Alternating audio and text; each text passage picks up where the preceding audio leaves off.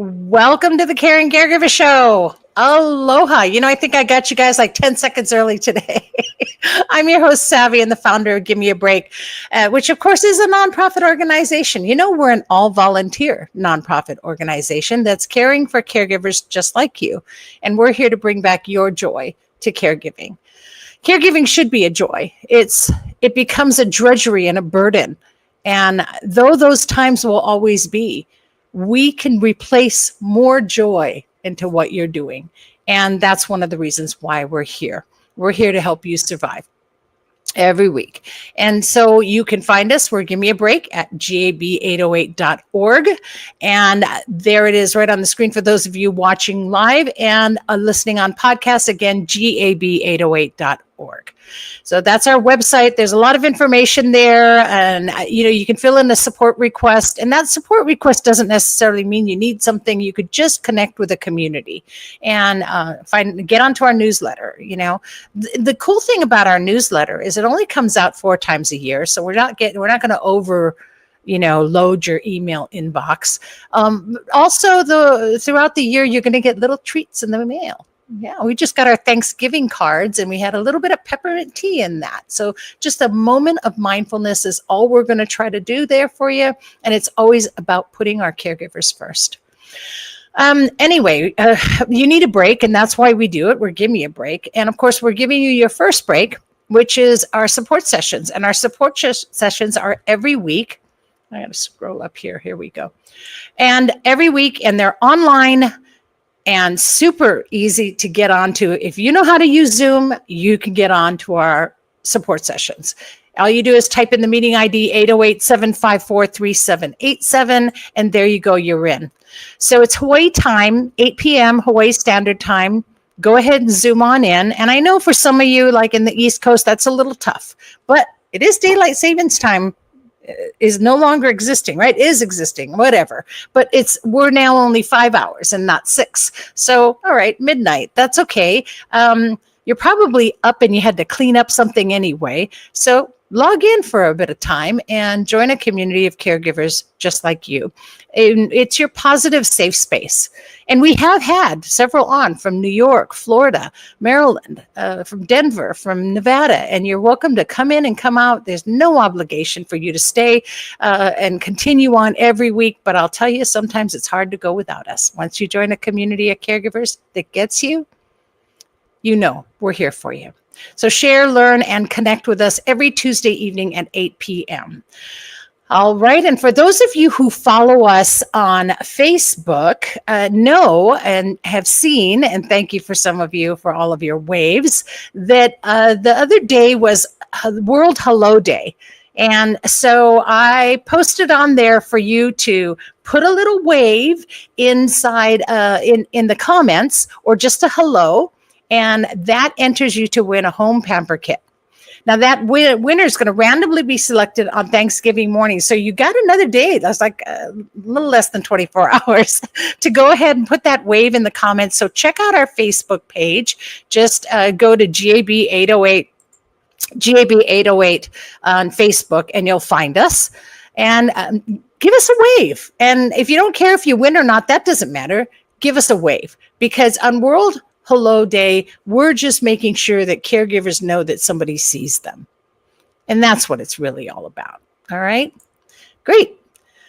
Okay, so the other thing I just wanted to talk about real quick.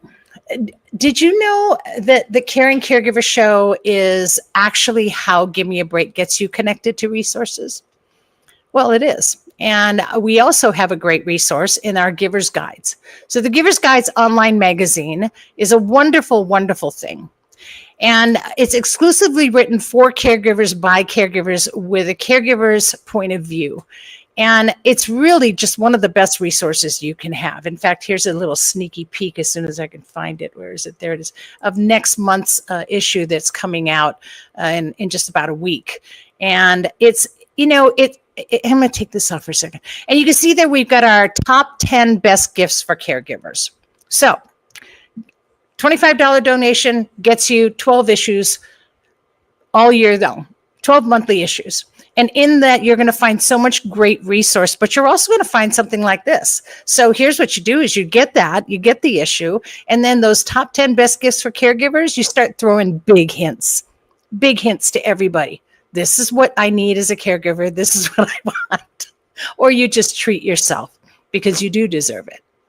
All right. And so with that, I'm yabbering on and on and on, aren't I? I want to get on with the show because this is our finale. It is episode 8, our final show for season 16, and it's been amazing. And this month has been all about gratitude.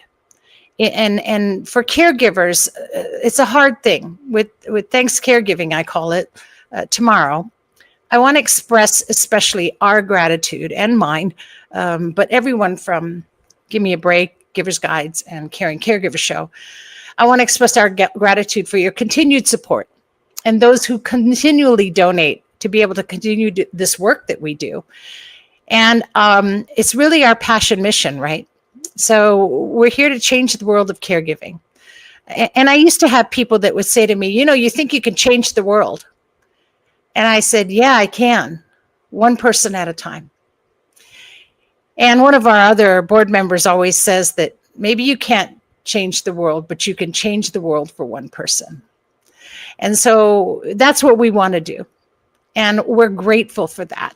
And I wanted to express my gratitude to all of you. And so from our Ohana to all of you, I want to give you a happy Thanks Caregiving. All right. And it is National Caregiver Month. So we have been recognizing caregivers and their stories all month. And 50% of caregivers pass before the ones they're caring for and are at very, very high risk for burnout. You need to survive this journey. And that's going to be a challenge. But my next guest, or my first guest this morning, can help you to navigate that journey. And please welcome Nancy Treaster and Sue Ryan. Aloha and welcome the co-founders of the Caregiver's Journey. Hello, you both. Hello. I'm so happy to have you here. We're glad to be here. And aloha. Yes, we are. Oh, thank you. Thank you. So now I want you to just both take turns. Whoever can go first. If you want, we'll go in alphabetical order. And just share your caregiving story. And then we'll talk about how that led you to the caregiver's journey. But we all know how hard the caregiver's journey is. So sharing that story is so important. Please share. Since my last name begins with an R, then we'll go by last name and I'll start. So it's a Sue Ryan. So I'll go first. My first caregiving journey began when I was in my early 20s. I was a business professional and also was caring for a loved one. We didn't know what we didn't know. It was a pretty brutal journey, to be perfectly honest.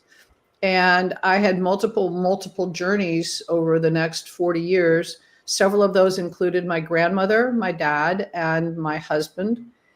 And I learned a lot through those journeys. The majority of those journeys, I was also a business professional, and I never self-identified because it wasn't appropriate in the work environment I was at.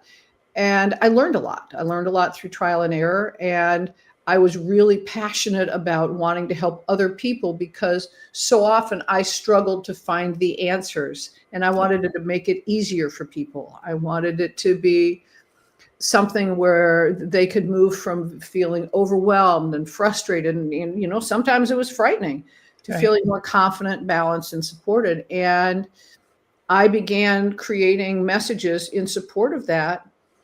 And I won't steal anything from Nancy, but Nancy and I have known each other through the majority of those years. Because in that early part, we were also working together in the same company. Mm. And Sue and I worked together. We're going to say 35 years ago, might have been longer, but we're going to go with that because that's not. It's okay. You were 10 when you started. Thank you. And then not only would we work together and have a lot of respect for each other there, at one point, Sue moved in next door. She was our next door neighbor. So we were next door neighbors. So we had a very unique, both working and personal relationship. My father lived with Parkinson's for 25 years, and my sister and I supported my mother, supporting my father with Parkinson's. And then about 10 years ago, my husband was diagnosed with frontotemporal dementia. And about 4 years later, my father-in-law, who I also took care of, was diagnosed with Alzheimer's. So there's been a lot of dementia specifically in my caregiving experience, and a lot of Sue's. When she mentioned her grandmother, her father, and her husband, that was all dementia as well. So we've spent a lot of time very closely aligned on dementia caregiving. And so that's when we started, Sue's idea, but that's when we started the Caregiver's Journey, focused specifically on helping dementia family caregivers learn faster and more easily than we did. Yeah, I think, and bless your hearts for all of that, and how wonderful to have found someone to go into the battle with, right? And you have somebody side by side with you that can keep you strong, and that's something I talk about all the time, which is community. Community can just be one more person, right? You're never alone. But I'm finding too more and more nowadays that we're seeing more and more dementia. And I don't know if it just was never really classified as it is now. And people always said it was just they're getting old. But, there's just become more and more different types of dementia that are affecting those, not just in the aging community, but even in our prime. And there's a youth dementia. I mean, this is really something that's very important, and it changes caregiving completely, right? So tell me about the caregiver's journey. Go ahead, Sue. Okay. Nancy and I co-founded the Caregiver's Journey because what we recognized is that we wanted to bring messages to caregivers to meet them where they were at, and to give them what we call practical tips and have candid conversations about the good, the bad, and the ugly of the caregiving journey. We wanted them to be able to get the answers to questions sometimes that they didn't know to ask, or when they were struggling with something, to be able to know exactly what to do. And both Nancy and I recognized that there were times when we looked, we couldn't find the answers. We would ask the question, we didn't know who to ask sometimes, and we couldn't find the answers. And that was the foundation of what we decided with the Caregiver's Journey. We created it as a 501c3 so that it can be a nonprofit. And in addition to the podcast that we put out every couple of weeks, we have an additional blog post that matches that. So caregivers can watch on YouTube, listen to the podcasts, or read the blog posts and get actual things to do that are specific to the issues they face. One of those, I'll just give you one example and then transition to Nancy. But one of them was, how do you change someone who was bedbound and they've had a bowel movement? And that's a real thing if you're a caregiver. And there was nothing that we could find about that. Yeah. And so those are the kinds of things that we said, okay, people need to know how to do because it's a thing. So no topic is off limits. And we're looking at things that are going to help make it easier for them to be caregivers. So it's about them, and it's also about their care receivers. Yeah. Those are the kind of things that in caregiving, you just end up having to do, and you have no clue what you're doing. 90% of the time, having to change a catheter for my father. I don't know, empty the bag. I didn't know what that was. I had to do it, We didn't go to school for that. Nobody taught you that. And the doctors don't make time to do that. You know how to do this, don't you? Sure. Okay. And your father's wandering off. You've got to go. Well, thanks, doc. Have a good day. And mom, when she became bedbound, I didn't know what to do. I didn't know you had to turn her. Did you know that? Did you know you have to turn them and from side to side or they get sores? I didn't know that. I hear of things like that, but you don't think that's going to happen because your mom's invisible. Yeah. And she's fine. She doesn't need that. She's fine. She's better than everybody else. She's stronger. So no, there's all kinds of things you find out. But yes, I love that you do that. I think that's so important. This is not just a blog that's going to say all the pretty things, right? And your podcast is not going to talk about all the wonderful joys of caregiving. You get down and dirty. We do. And specifically our framework, which we've adjusted a lot. Our podcast, our business is about 16 months old right now. So it's fairly young. And we've made, pretty good adjustments along the way. But the interesting thing is the framework that we put together for our podcasts and our blogs in terms of how we were going to present information hasn't changed since day one. We said we're going to have somewhere around 25-minute podcast. It's going to be an advice and how-to podcast. So we'll pick a topic, bathing and dressing, and then we'll give tips on exactly what to expect, how you know this is starting to be a problem, how to manage through it, and so on. And we cover topics from when to call in hospice, when to call in palliative care. We have 5 episodes on incontinence, everything from how to prepare to how to change a bedbound care receiver. So what do elder law attorneys do and why should you need one? Yeah. But probably the thing what we've also done is we've taken a lot of these topics where, for example, the 5 blogs and podcasts on incontinence, and we've collected those into a guide. So you can just read a guide about incontinence, for example, or a guide about safety, even though there's 4 different episodes on safety. But the thing that I think we're most proud of that we just launched in September is we finally defined the Dementia Caregivers Roadmap. And the journey itself, we really spent months of just painstaking work trying to figure out how we can make it simple. Because when you're a dementia family caregiver, you either are overwhelmed because you have no idea what to do, or overwhelmed because people gave you 400 different leaflets and pointed you to 5 different websites and you don't even know where to start. Yeah. So we created a 20-step roadmap that starts at the beginning of your journey right after diagnosis and ends step 20 is about grief and when your loved one passes away. And along the way, our goal is for you to know where you are in the journey and what's important right now and what can wait until later. Yeah. So that it's really easy for you to know, I need to focus on learning about activities of daily living. Well, you don't need to focus on that till at this point in your journey. You don't need to bother with that for the first 2 or 3. It's like a timeline. Years, right? It maps it out for you, right? Mm-hmm. It's like a timeline. And I love that. Because I call caregiving in that situation. A lot of people say you're like a chicken with your head cut off. No, you're like a chicken with your head still on. And, and you think you know what you're doing.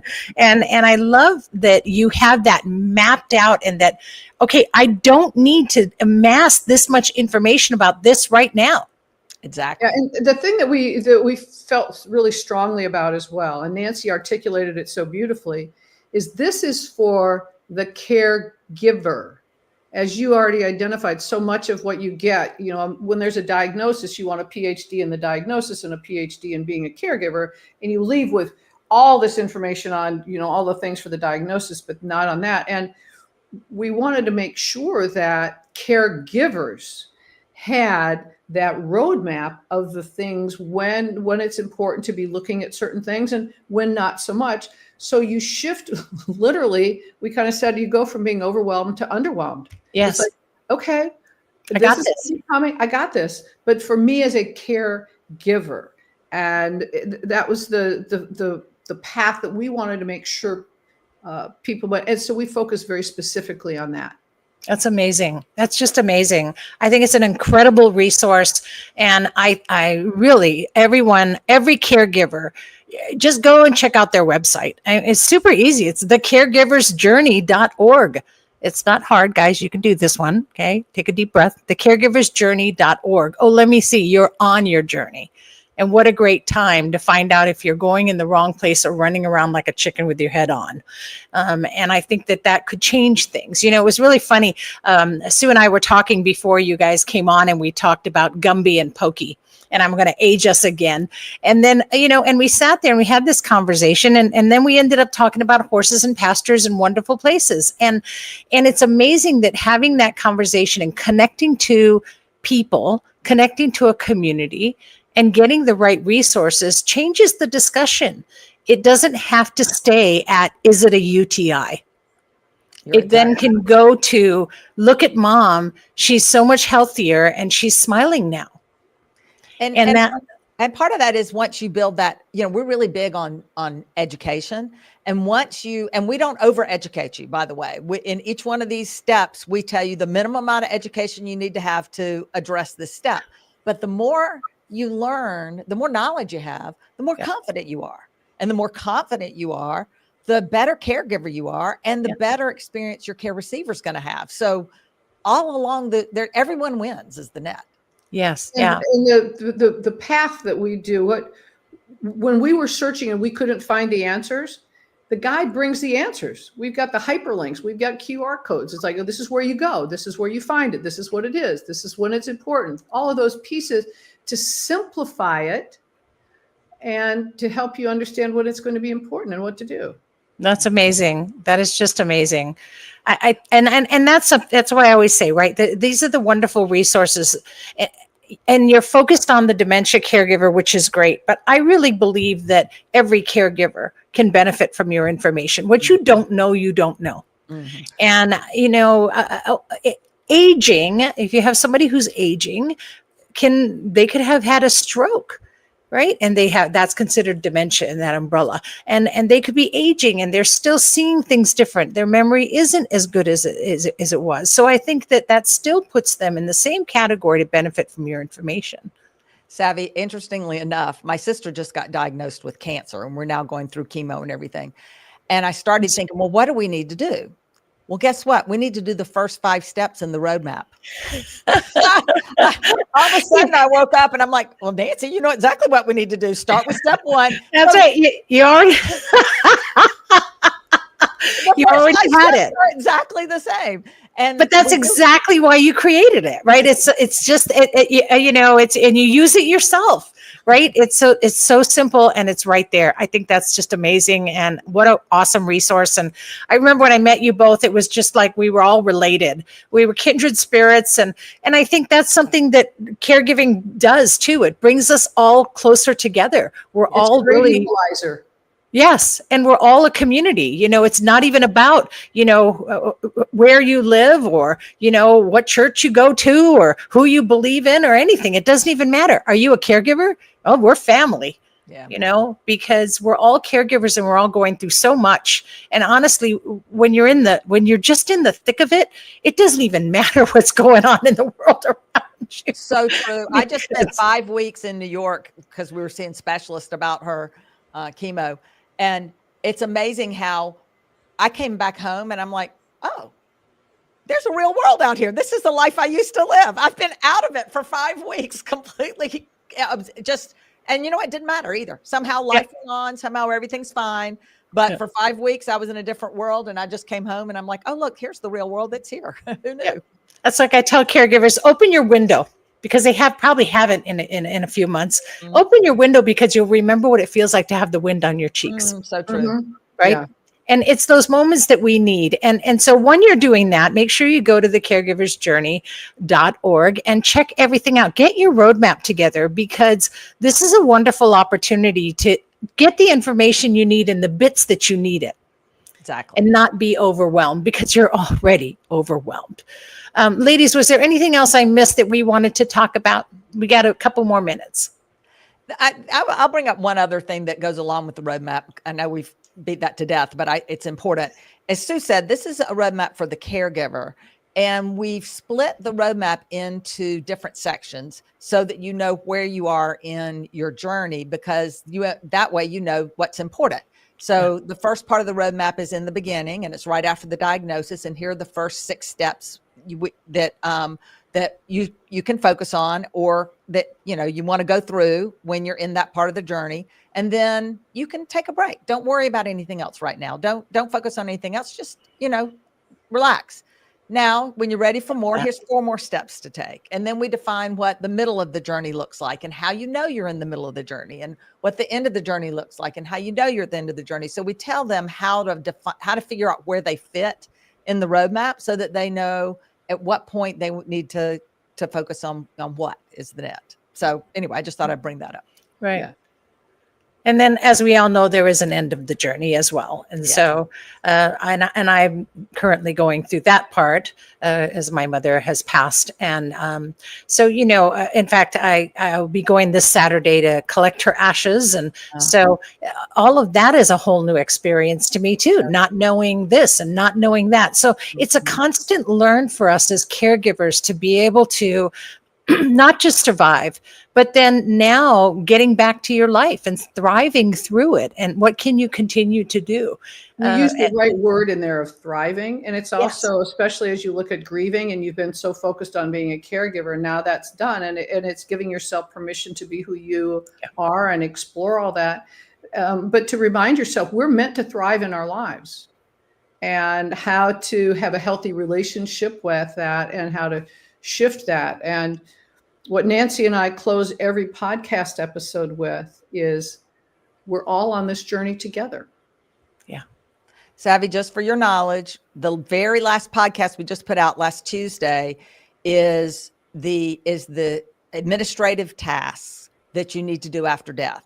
And it's literally all written down. You need to do this immediately after death, these the weeks after death, this the months after death. Y'all couldn't have gotten that to me about a couple months ago. I could have read it and studied it by now.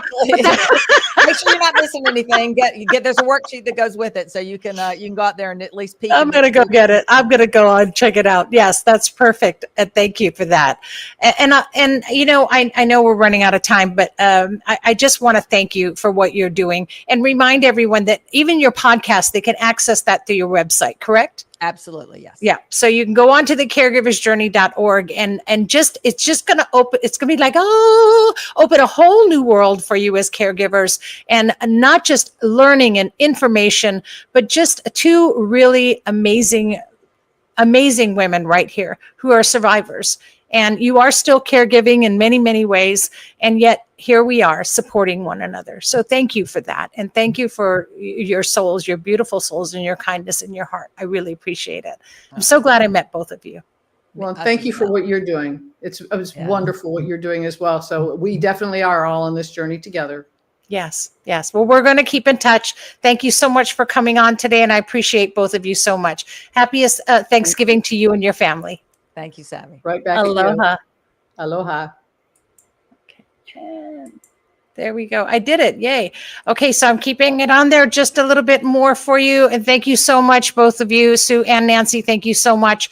Mahalo to you both. I send my heart to you as you continue on through your journeys. And Nancy, with helping your sister as well, sending a lot of healing and happiness to you.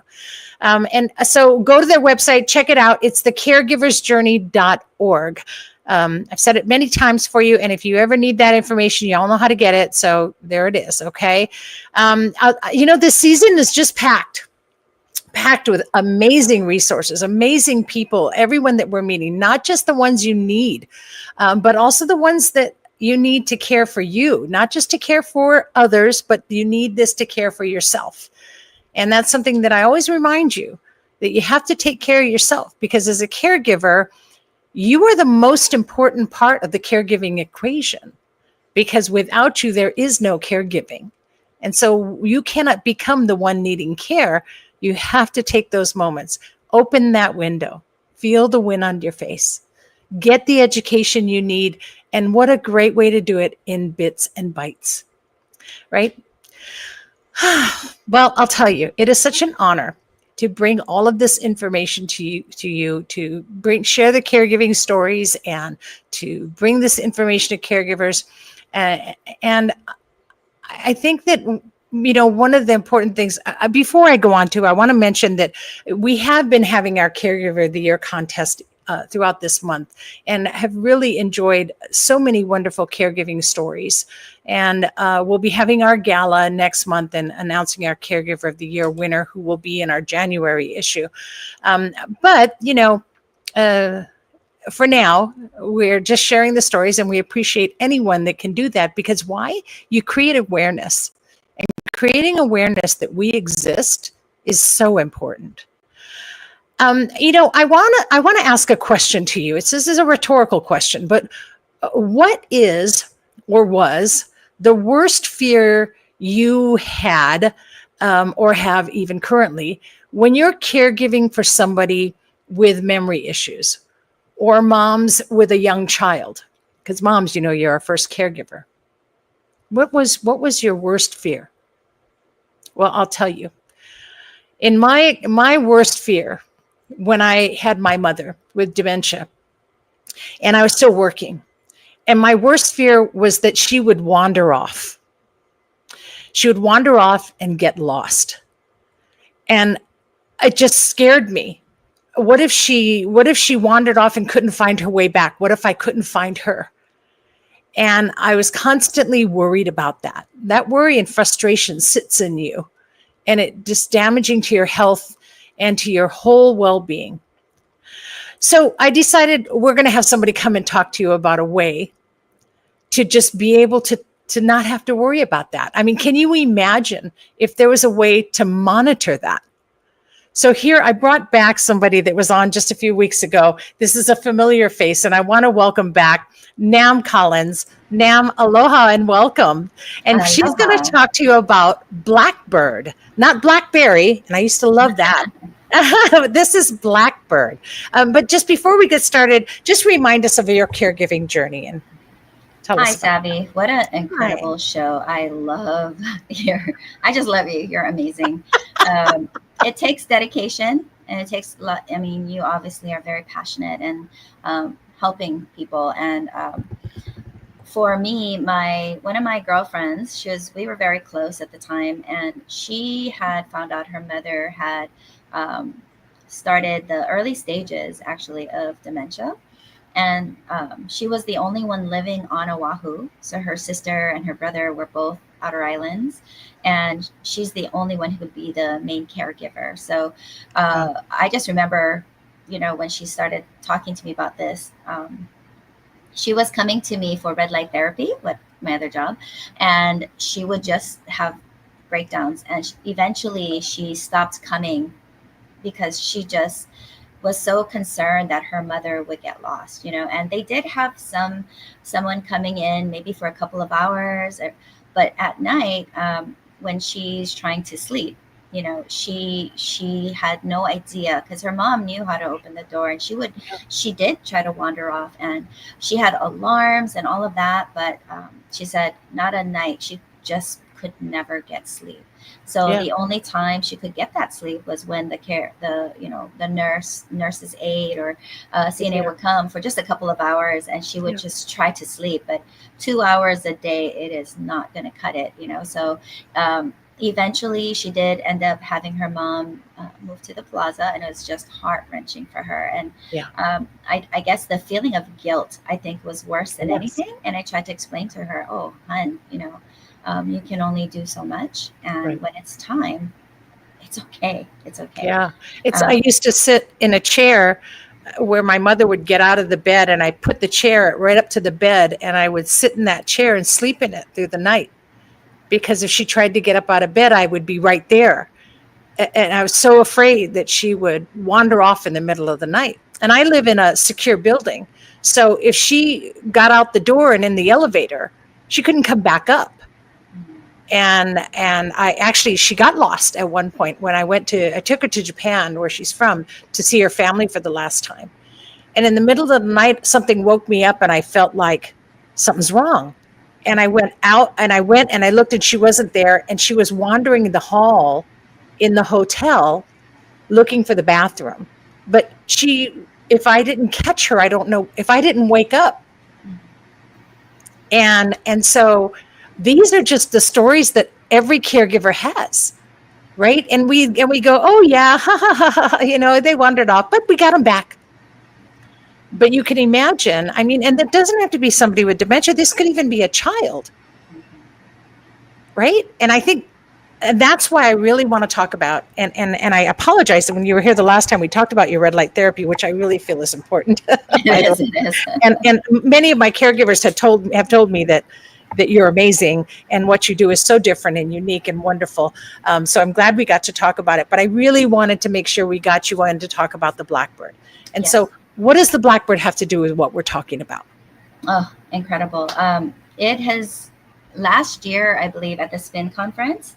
I was there for the special needs children, but we hadn't launched the Blackbird yet. And I had so many caregivers come up to me and they said, we need this now. I don't have it yet. I'm so sorry. But it is, it's very unique because people, some people will come up to me and say, well, we have Apple Watch. So what? We can track them. We can do all these things. That's great. And I'm not telling anybody what to do. It's just, this is a tool that is available that can help people. It depends on the need. It depends on the person. There's a lot of people that they don't want anything touching their skin.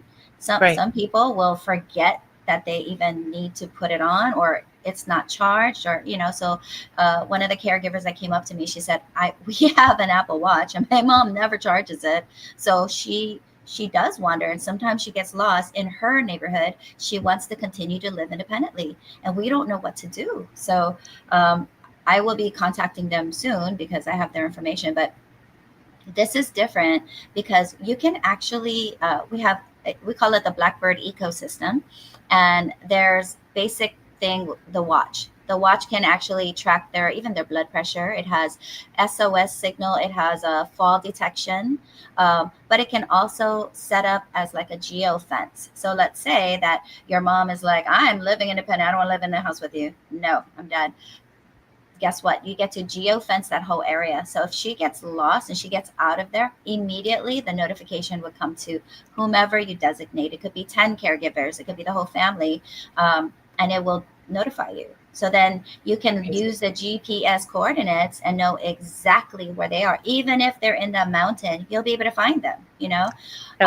It's incredible. And it is. And, I'm sorry to interrupt, but I just wanted to point out that this is a watch, but also it can be worn as a pendant too, right? Yeah. So there's 4 different things. The first one is it's like a Bluetooth device. So like a higher functioning, you can, connect it to a phone and it works that way. But there's another one that most people are very comfortable and very familiar with. It's like the pendant that you wear around your neck. And you can, there's another device, you can wear it around your neck, and that one doesn't require a cell phone. It is an LTE device. So you can just put it on and you can, she can actually make calls from it. They'll be able to, let's say that they're getting care from EMS or first responder, they can FaceTime while they're getting the care. But wow. Yeah, it's pretty awesome. But the key is, yes, it has the fall detection, it has the SOS, it has all of that, including the geo tracking. But what's really unique about all of these devices is the QR code that is embedded in the watch. And you can also wear it on the outside. There's like a wristband slide on that you can put on any watch at all. And what happens is it has a QR code, 2 levels of QR code. So the first QR code level, which anyone can access, would have whatever information you would put on a medical bracelet. Like, hey, this is my name, I have dementia, I'm allergic to this is my person, call them, right? But let's say that they're unconscious or they're lost and the emergency personnel is there, then they'll be able to be given a code and they can unlock the code. It's just HIPAA protected, and they can pull up their current medications, all of their current treatments. So if they need care, they can triage them right there, not worrying about contraindications and whatnot. So that is one thing that is absolutely unique. It is patented. Nobody else has that. So whether they are at the level of I can handle having a watch or a phone, or you just need to track them. You would sew on a button onto their clothing. It looks like a button. And so they're not going to even be the wiser. It has the tracking mechanism, and it also has the information, the QR code identity information. So the button has the geofencing too then, right? That does not have the geofencing, but it'll, you can still track them. Wow. That's amazing. That would have brought me so much comfort. I think I wasted a lot of sleep and a lot of worry, and probably that's why I think I got these, what they call them 11s. So deep. Come and see me, Savy. Come and see me. I need the red light therapy for it. But I think that's where that came from, because, I was constantly, and I would call, And my mother at one point forgot how to answer the phone. So then, of course, she would just talk to the air, and think that she was on the phone. She would forget how to push the button. And so it just got to the point where I was constantly wondering if I would come home and my mom would be there. And it was just crazy. I couldn't think about anything else except that my mother would wander off. And, I'm very, very fortunate she didn't at home. But like I said, when we traveled, that was scared the bejesus out of me, and I thought I lost my mother in a foreign country. Can you just imagine? I don't know the streets around this hotel. I'd have to try and find my mother. What if she got downstairs in the elevator and she was in her pajamas, for goodness sake? It's horrific. And the same thing for, I think, a parent with a child. If you could just imagine, now with all of the things happening out there, we live in a crazy, crazy world, and children are being abducted. And I just think it's a wonderful, wonderful tool to be able to keep track of the person you're caring for and not have to have all that worry on your shoulders, which is a lot. And not everybody talks about it. They say, oh, yeah, I worry, but they don't tell you how much, and it just wrenches you, right? Oh, yeah. I suffered with my friend. We would oftentimes, I would call her. She's not answering her phone because she's just going through her own depression. And I would just leave her prayers on the phone call, just to let her know that no matter what, somebody's here for you. And you may not be able to even answer the call, but she can hear it, and I would call every day. Even if she didn't answer, I would just leave a voicemail message. And eventually she did come out of it, because even after she put her mom at the plaza, she was still struggling with the guilt again, right? And so this product, I do believe, is going to be extremely beneficial for children who are autistic. A lot of them, they go towards water, which is very dangerous because they don't have they're not scared, right? And it is waterproof. So again, it will alert you. We'll be able to locate them. I am I finally got my Medicaid waiver.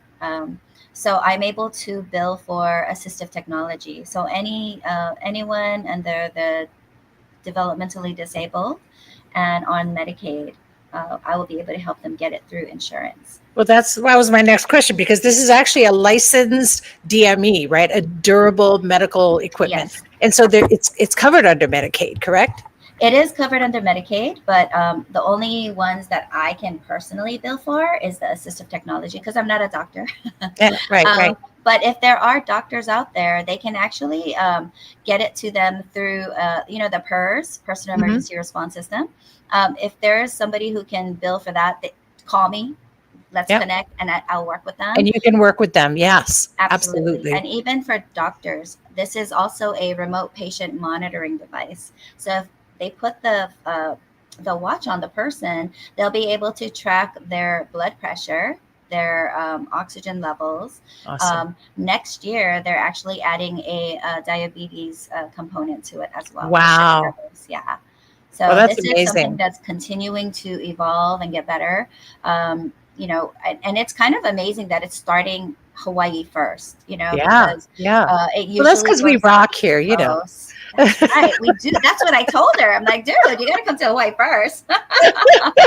Hawaii is awesome. That's right. It is really difficult to break into Hawaii, but you know what? I know it's going to help our people, and I don't care, even if it's hard. You know what? But if anyone can do it, you have the great heart for that, Nam, and I love that about you. You really do things out of kindness, and you care, and that's a beautiful thing. And that just comes from understanding and being a caregiver yourself. I think, and as I'm aging, Eric, speaking of a chicken with their head on, but as I'm aging, I think this is something that I'd like to have, because I'd like to know when my blood pressure and what's my oxygen levels and things like that. I don't care about just my steps. I want to know how I'm doing physically. What if I'm at risk at some point? Caregivers are at high risk from caregiver burnout, and stroke is a big thing that happens to caregivers. I think that caregivers should have this watch for themselves, not just to be geolocated, but also to be able to track their own personal health. And I think caregivers put their health so far back that you don't think about it. Well, if the watch tells you, hey, you need to sit down, well, then maybe you need to sit down, and I think that's a great thing too. So I wouldn't just think that this is something only for the people that are getting care.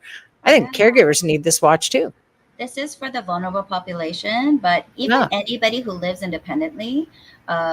My biological dad, when I guess he had stomach cancer, and then he checked out of the hospital. He lived alone at the time, and we had been estranged. And the crazy thing is, he fell in his apartment and nobody found him. Oh, wow. And he passed away. Can you imagine? I just, to this day, I think about that. I'm just like, oh my God, I can't even imagine what my dad went through, but something as simple as that. My brother's neighbor, they live literally like next door to each other. She fell for 2 hours. Nobody found her, and it's those type of situations. She broke her hip, so she couldn't even get up. Somebody ended up coming home, thank goodness, but she lives alone normally too. And she couldn't yell, so people couldn't even hear her. So, if you're living independently, it is, I would say that it is very affordable. We would definitely work with you. But if it is possible to get it through insurance, we really want to. I am working on becoming, what is that called? TRICARE certified. And once that happens, I can also bill on the TRICARE side as well. So wow, awesome. Well, you're just amazing, and I love what you do in so many ways, not just with your red light therapy, but now with the Blackbird, being able to really help those, just it's a peace of mind thing, right? Yeah. And you're bringing that to so many people. So thank you for that, Nam. And we only have about a minute left, but was there anything else you wanted to share? We do have a deal on Aloha Friday deals. We have one of the Blackbirds on there, and I think it's going to be on sale. And it's the Blackbird device with, I think, 6 months of service fees. So wow. Okay. So so get a hold of Nam Collins, and it's Lifeline DME LLC. You can call her at 808-725-0200. 808-725-0200, or go to the website lifeliness.com and just give her a call. She's awesome, and you see her. She's so chill. So just give her a call, talk to her, and find out about this Black Friday special, because I'm looking at everything Black Friday right now. There's some great deals out there, and you might want to buy yourself a pair of shoes. But I'll tell you what, I think this one should take priority. Because it's something not just for peace of mind, but also for your health and your continued survival. So thank you for sharing that with us today, and for coming back on to explain that. I really appreciate you, and I appreciate this Blackbird device. Thank you. Thank you. Aloha. Great. Thanks, Sam. Bye. Wow. Can I just say wow? Right? 808-725-0200. You guys, give Nam a call. Let's ring that phone off the hook, because I'm going to tell you right now, I wish I had this for my mom. I would have literally made her put the necklace on every day. And, my mother was one that always had to have her watch, no matter what. She always had to have her watch. So this would have been perfect. So thank you, Nam. Mahalo, especially for your heart and all that you do. Okay. All right. As a reminder, the show is brought to you and paid for by Gimme a Break and Givers Guides online magazine. So keep those donations coming. And I'm so grateful for all of the ones that we do get, and all of you who support us. And, know that if it's a $25 or more donation, you're going to get a Mahalo gift. And that's 12 issues of the Givers Guides online magazine. Great thing. It's a great magazine and a great way to resource yourself and have a little fun too. All right, quick reminder, Strolling with Savy is today. And yes, even though it's a holiday, it will be today. We'll be strolling at Kuli'o Beach Park. So join us at sunset, usually around 5:30-ish. We're there. So come on down if you're in the east side. And if you're not, then why not? Drive out here. It's a great time to see the sunset. They've been just beautiful lately. So that is going to be today. And next week, it will be the 3rd. So I'm sorry, it is not today. Take that back. I take that back. Reverse. What was Willy Wonka? Rewind, replay it. This is only for next week, Wednesday, the 3rd of December. We are not doing it today. It is next week. Yeah, I know. That's that whole dementia thing, right? That wraps our show, and that wraps season 16. It is truly an honor to share with you everything. And season 17 will be here the first Wednesday in February of 2026 with my co-host Lonnie Almanza, and all the resources you not just need, but want. And we're also going to be bringing back, by the way, our mindful moment. I'm really excited about this last announcement. With the social media viral sensation with hundreds of thousands of followers, Bianca Spears is a laughter leader. She is an award-winning empowerment coach and the lover of simple things like sunsets. You can check her out on her YouTube page, bianca.spears, at bianca.spears. If you just think of Britney Spears, you'll remember her, bianca.spears. And she she does laughter yoga. And she's going to be doing our mindful moment before every show in season 17. And also I'll have Bunny Tanaka with Hawaii State Federal Credit Union here to talk to you about something you didn't think you needed. I can't wait. I just can't wait. It's going to be a wonderful season. And in the meantime, you're going to have rebroadcasts of this entire season for the next couple of months. So just enjoy them. And don't worry if you missed an episode. You can always check us out on podcast or on our YouTube page and watch all of those on the Caring Caregiver Show YouTube page or the Gimme a Break YouTube page. And you can listen to us in podcast on just about any platform, Stitcher, Apple, Google, they're all there, Spotify, the Caring Caregiver Show for you.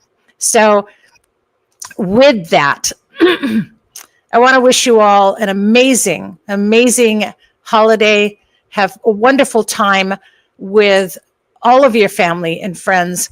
Take time for you because you matter.